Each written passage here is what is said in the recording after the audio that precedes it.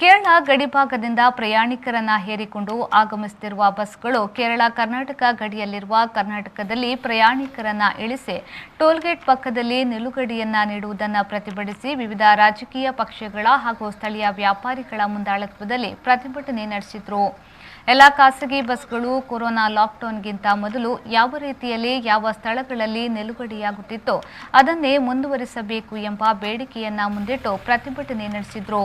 ಕೇರಳದ ತಲಪಾಡಿಯಲ್ಲಿ ಬಸ್ ನಿಲುಗಡೆಯಾಗಬೇಕು. ಅದೇ ರೀತಿ ಕರ್ನಾಟಕದ ಖಾಸಗಿ ಬಸ್ಗಳು ತಮ್ಮ ಪ್ರಯಾಣಿಕರನ್ನ ಕೇರಳದ ಖಾಸಗಿ ಬಸ್ಗಳು ನಿಲುಗಡೆಯಾಗುವ ತಲಪಾಡಿಯಲ್ಲಿ ಇಳಿಸಿ ಕರ್ನಾಟಕದ ತಲಪಾಡಿಯಲ್ಲಿ ನಿಲುಗಡೆಯಾಗಬೇಕು. ಈ ರೀತಿಯ ಬೇಡಿಕೆಯನ್ನ ಮುಂದಿಟ್ಟುಕೊಂಡು ಸೂಚನಾ ಪ್ರತಿಭಟನೆಯನ್ನ ನಡೆಸಿದ್ರು. ಈ ಸಂದರ್ಭದಲ್ಲಿ ಮುಸ್ತಫಾ ಉದ್ಯಾವರ, ದಯಾಕರ್ ಮಾಡ, ರಾಜೇಶ್ ಮಜಲ್, ಮುಸ್ತಫಾ ಕಡಂಬರ್, ಅಶ್ರಫ್ ಕುಂಜತೂರು, ರಜಾಕ್, ಕಮಲಾಕ್ಷ ಕನಿಲ, ವ್ಯಾಪಾರಿ ಕುഞ്ഞാಲಿ ಮೊದಲಾದವರು ಪ್ರತಿಭಟನೆಯ ಮುಂದಾಳತ್ವವನ್ನು ನೀಡಿದರು.